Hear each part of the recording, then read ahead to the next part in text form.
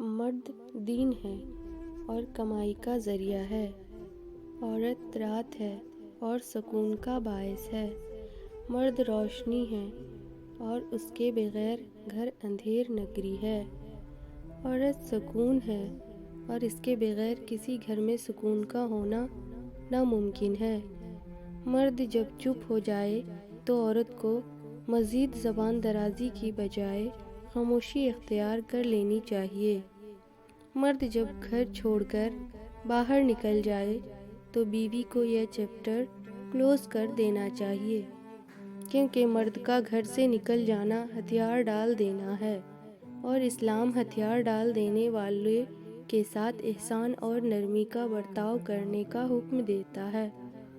جب عورت رو دے تو مرد کو سارا قضیہ سمیٹ دینا چاہیے۔ وہ خدا سے زیادہ طاقتور نہیں کہ جو مکھی کے سر کے برابر آنسو پر سمندروں کی جھاگ کے برابر گناہ معاف کر دیتا ہے۔